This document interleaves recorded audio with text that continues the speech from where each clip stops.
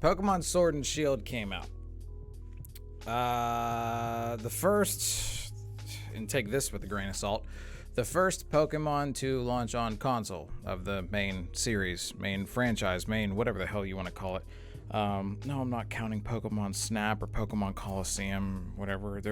I'm talking about, you get what I mean.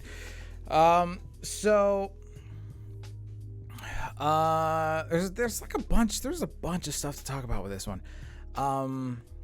A bunch of things that I've talked with friends about, and things that I've kind of thought about myself.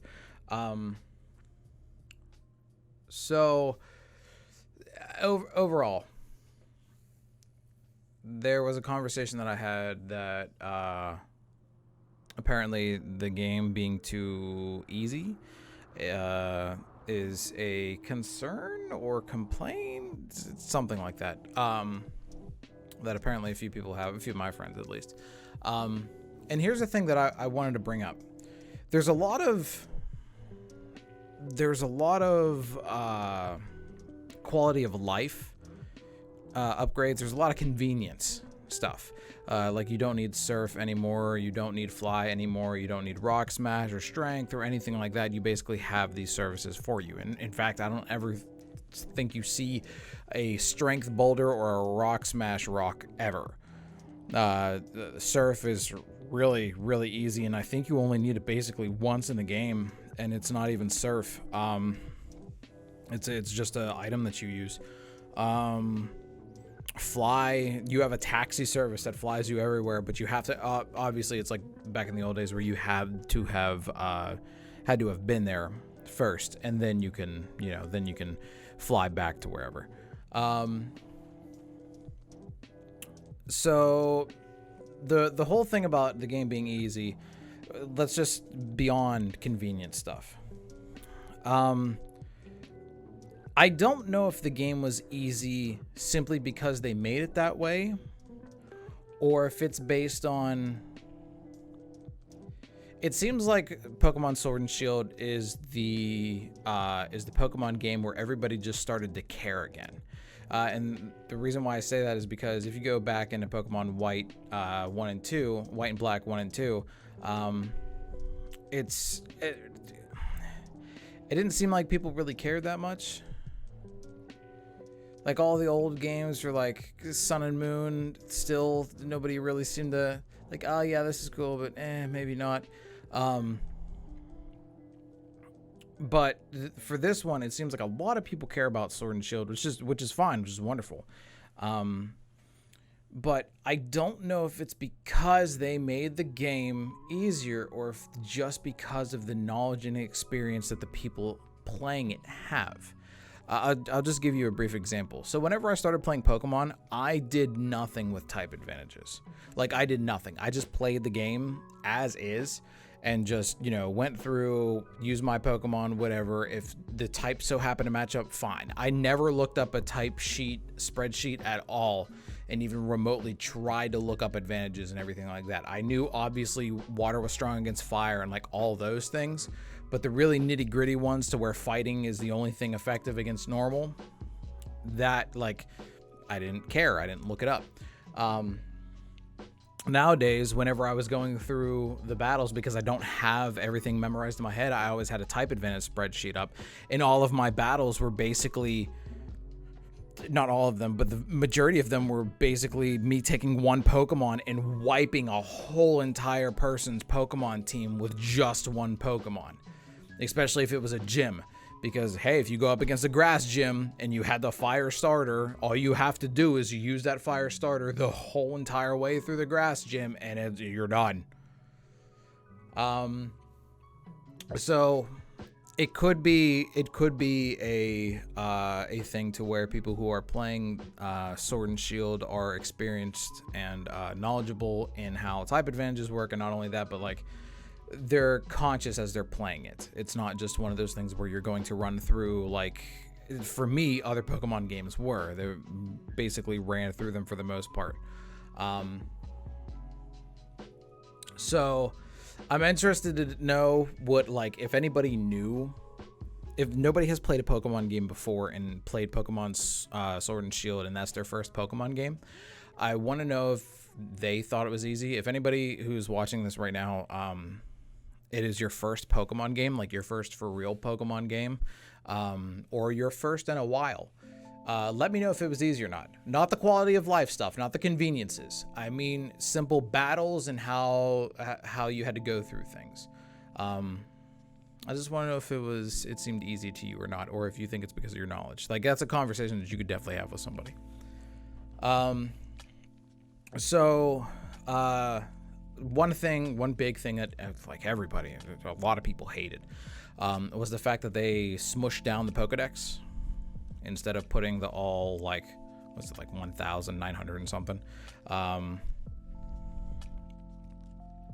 Instead of putting all those Pokemon inside the game, they stuck with, I think, like 400, 500, somewhere around there. And honestly, to me, I'm not a hardcore Pokemon player. Like, I don't go for the what's called EV stuff. I don't try and build the best team. I don't like constantly breed Pokemon until I have the perfect Pokemon with the perfect EVs and the perfect traits or personality or whatever. I don't do that. For somebody who just plays through Pokemon games, I didn't really notice the whole lack of Pokemon. Yeah, sure. I maybe wanted my Typhlosion back. That would have been nice. I would have liked a Fraligator or a Blastoise or something like that. But I mean, it's honestly, to me, it's whatever. I had plenty of other Pokemon to use that fit my need for what I wanted, so I wasn't too upset about it. I honestly wasn't upset about it at all. Going away from that, because I know that is very polarizing to people. Either you don't care or you really care. And the thing that the last thing I'll say about that before moving on is the game is now, and I say this with the biggest air quotes in the world, on console. That means that I do believe this is a first Pokemon game that they can legitimately update on a regular basis or add DLC to any point. And granted, I know there were special events and stuff for other Pokemon games, but I mean, like, seriously add DLC. Like, heavy DLC or something like that. So don't be surprised if your Pokemon come back in like, hey, there's this DLC, plus we'll give you 100 Pokemon with this DLC. It wouldn't surprise me at all. So just the way I see it is be patient. And if you never get them, then so what? I'm sure at some point there will be a big, huge Pokemon game that has every single Pokemon and has everything that you ever wanted. Which actually leads me into some of the things that they really did well on.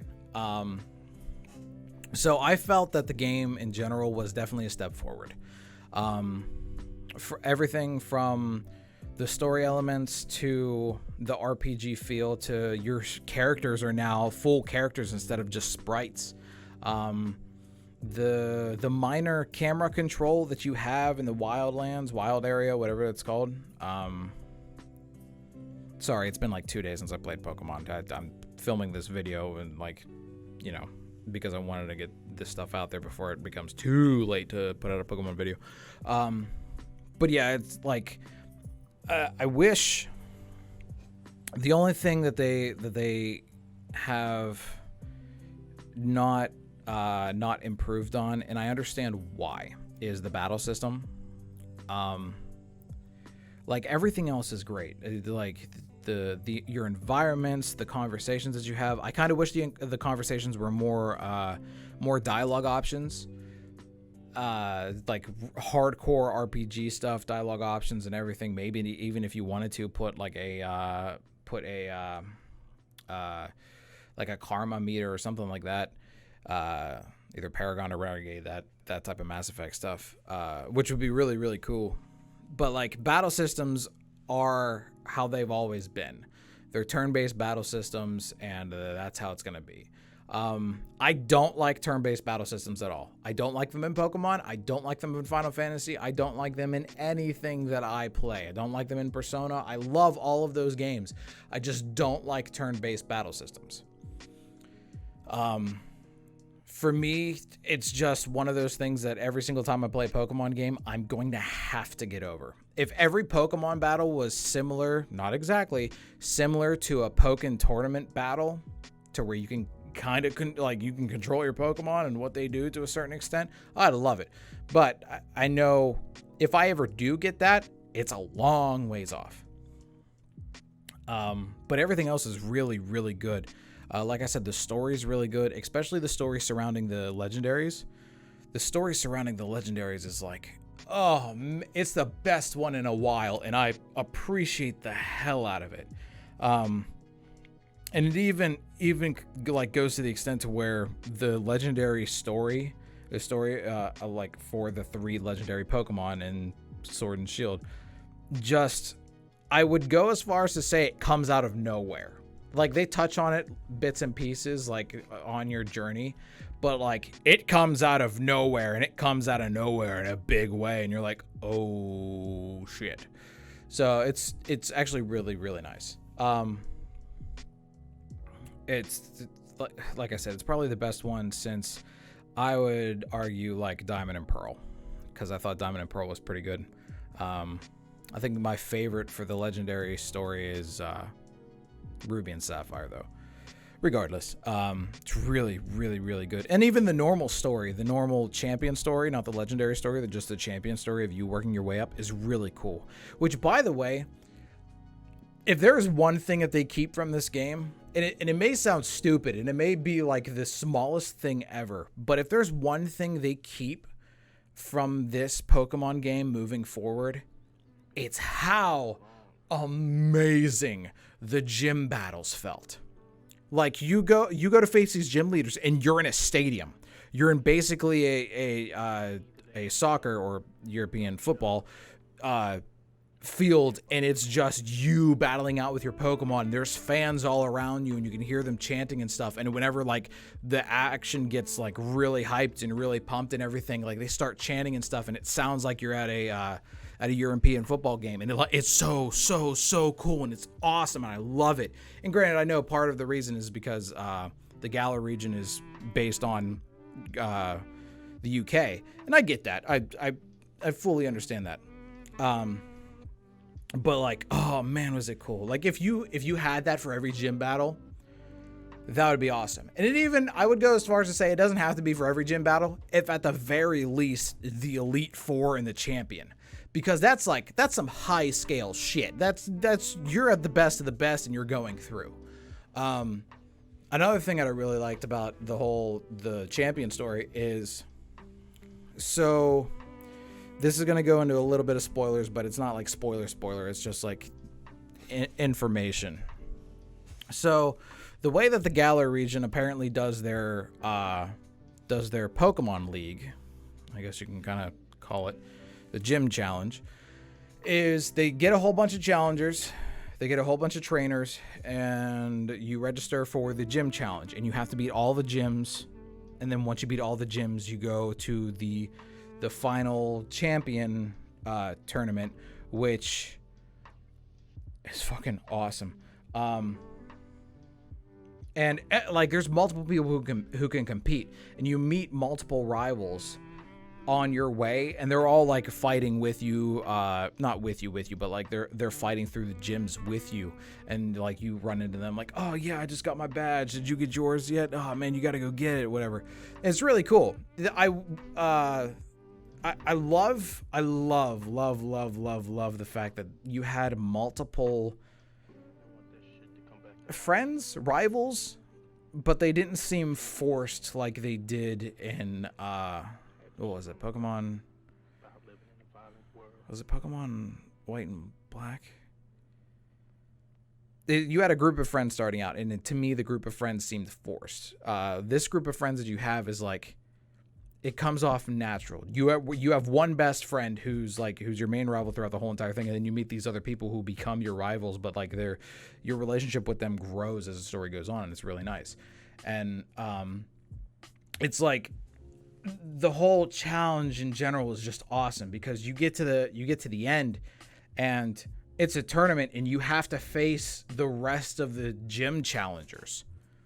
So it's not like all of a sudden, hey, we got here, now you get to fight the champion, or everybody gets to have a turn at fighting the champion. No, you all have a tournament. You and all of the friends and everything that you've met along the way, your best friend, you all have a tournament. Whoever comes out on top gets to take the champion challenge, which the champion challenge is another tournament that is like, it's all the gym leaders fighting with their best Pokemon in a tournament style bracket, and the winner of all the brackets goes up and fights the champion to see if they can become the newest champion.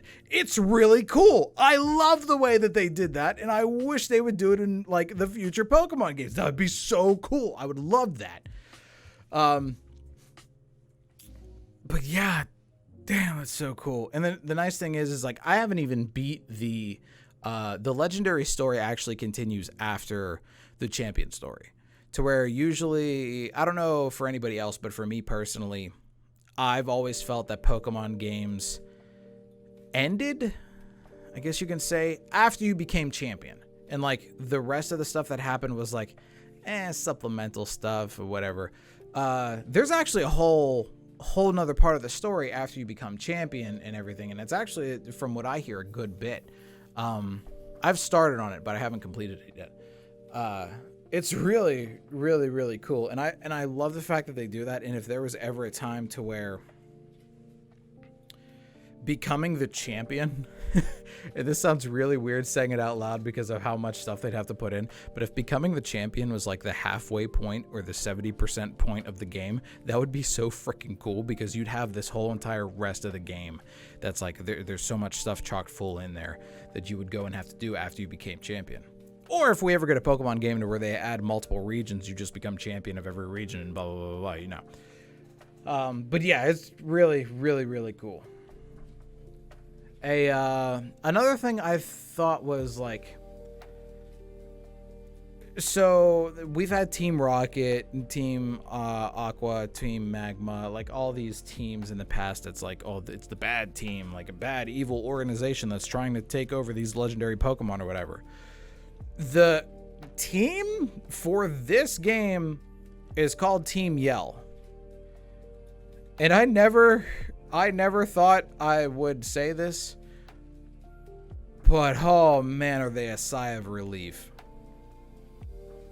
So Team Yell's whole entire shtick, if you don't know, and granted, I know this is more spoiler stuff. Team Yell's whole entire shtick is they're literally a fan club for one of the gym challengers. That's all that they are. One of the gym challengers who you meet, Marnie, she's really cool and everything. You meet her along the way, and like your first interaction with Team Yell is Team Yell's like, hey, listen, it's like yelling at these the people at the front desk of this hotel, and then they're yelling and making a big commotion. You go in, you battle them, you win. And like, obviously Team Yell does the normal team thing and like, oh man, you beat us. Then Marnie comes walking in and comes up to you and is like, hey, listen, I'm really sorry about them. They're just really excited. They're trying to support me. They're my support group. I'm really sorry because they can get out of hand a lot. And I was like, hold up. You mean to tell me that you're not an evil princess, like bent on the destruction of this region for some god-awful reason? It is the biggest sigh of relief, because throughout all the games, you know, whenever you see like team whatever, like Team Aqua, or Team Magma, or Team Plasma, or whatever, you automatically are like, okay, you guys are the evil guys. Like, what are you gonna do now? And the evil team, like, there's something that happens that makes that turns a team evil, I guess you can say, but it's not Team Yell. And Team Yell is literally just a support group from Arnie, and it's great. It's great. I love it. It's just so nice, because the Team Yell is nothing but a bunch of like I said, it's a fan group, and they're like a bunch of doofuses. Like, they do all this stuff for her, and it's just, it's a sigh of relief, because it's not the normal, I'm going to take over the world bullshit. It's the whole, This is my little lady over here, and we're supporting her as much as we can. Like, fine, that's cool. You guys want to fill up half the stadium whenever like she goes to battle? That is awesome. That is cool. I support the hell out of that. But if you're an evil organization and you come off right off the bat like, oh yeah, we're bad, we're gonna take over the legendary Pokemon, and like throughout the whole entire game you're fighting them, it's not great. But like, it's such a sigh of relief because they're nothing but a support group, and Marnie is like the best. I love her. It's so good. The game itself is like, the whole entire game is a breath of fresh air. It's kind of like that revitalization that the series needed, to where they've changed enough stuff to where it just feels new. Like, sure, you're doing the same thing. You're catching Pokemon, you're battling, and it's still the same thing of like, you battle, you trade, you get the gym badges, you go all the way up, you beat the champion, there you go. Like, sure, it's the same thing, but like, they made it feel so much better. And maybe it's because of how they made it, and the fact that it's like, well, you could argue like, oh, they're no longer sprites. Of course it seems better. You're actually playing full characters. Like, that's not the thing. It's just everything that they added into it. It's the small things that really, really help. All the rivals, all the story stuff, all the interactivity that you have with your Pokemon, all like the interactivity that you have in the world, and like everything that happens. It's so nice. It's such a breath of fresh air. And I only hope that they continue to improve on that. Like I said, my biggest gripe about the Pokemon series is the battle system. And I know it may never, ever be changed, which is perfectly fine with me. I will still play Pokemon. I just will. That's how it is. But if somebody was to ask me, what's the one way that you would change Pokemon? It would be the battle system. One more note before I go. Actually, two more notes before I go. These starters for Sword and Shield, I thought were very lackluster. Reason being is because they're all single type Pokemon, which as a fan of the series and seeing how the Pokemon have how they've evolved throughout the series, I can understand why they did single type Pokemon and not dual type. I can understand that, and I'm perfectly fine with that. My thing is, though, it made them, to me, it didn't make them as useful. So my Cinderace, which I think is how you say that, my Cinderace is the final evolved form of Scorbunny, which is the fire starter. I was fully prepared on having another fire fighting type, and I was like, I was fighting with myself on being like, yeah, it's fine, it's just another fire fighting type. But whenever I got Cinderace and saw he was a straight fire, I was like, all right. I mean, it would be nice if he had something else, but if anything, I think they may have done this because if I remember correctly, fire types are the most popular starter Pokemon of all time. Like more people have picked fire starter types over any other type. You can change throughout the series, but I think fire type is the prominent one. I think very close second is water, and then I think far behind them is grass. Fire starters haven't had the best track record for the past few games because they've been fire fighting types, which is fine. I love Blaziken. Blaziken is one of my favorite starters. Infernape is almost as good as Blaziken. If I had to pick another fire fighting type, it would be Infernape instead of Blaziken. And Cinderoar, I'm not a fan of, but that's my personal opinion. I just felt these Pokemon were a little lackluster, but the only reason I think they did them as single types is to kind of break that fire Pokemon mold of, we've had a lot of firefighting types. And I even think that they've had a few few of the same type of grass Pokemon too. I don't know. But we had like what, 3 starters? Almost 3 starters. Almost 3 starters in a row. 3 fire starters in a row that was fire fighting at the final evolution. But if that's the case, if one of their excuses is, oh, we just wanted to give you a single type Pokemon, that's fine. I do like the dual type much more, but if one of the reasons is, or if one of the hidden reasons is like, we're gonna kind of reset you with what your types are. So maybe next, this would be really, really interesting. Maybe next Pokemon game we have a water flying type as the water starter, as the final evolution for the water starter. You never know. Get a Pelipper in there. Anyway, final thoughts. I really enjoyed Pokemon Sword. I played Sword. I'm assuming Shield is the exact same way, minus a few of the gyms. I really enjoyed Pokemon Sword. I definitely suggest anybody who's a Pokemon fan to pick it up, regardless of what you think, because you're not going to have all 1,000 Pokemon.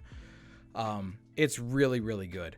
If anything, if you don't play it because you can't have all the Pokemon, play it at least so you can see what they can do now with the Pokemon series and where the direction they're going is, because it's really, really, really nice. Granted, we all want more. We always want more. The gaming community as a whole always wants more. We want our Pokemon MMO. We want to visit all the regions at once. Don't get me wrong, I do too, but I'm not going to like burn Game Freak down and be like, hey, give this to us. It's really good.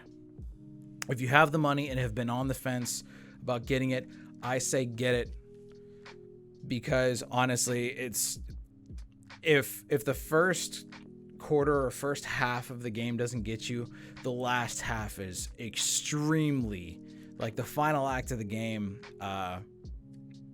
like during around the champion time, is some of the best stuff ever, and it's so good.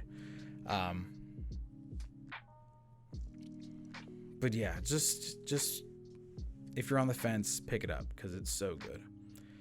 And if there's a reason, like if you were waiting for this game, if you were waiting to buy a Switch until they made a legitimate Pokemon game, I will tell you this: go buy a Switch and buy Pokemon.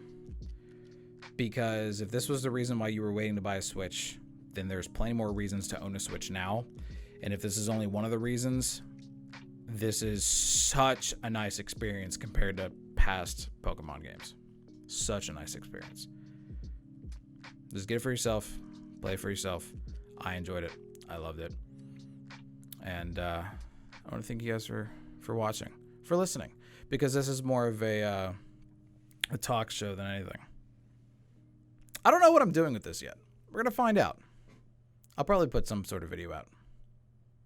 Another one of these that's not specifically about a game or something, because they're not probably all going to be about games.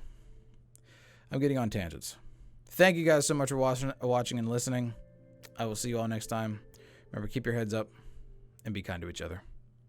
Bye now.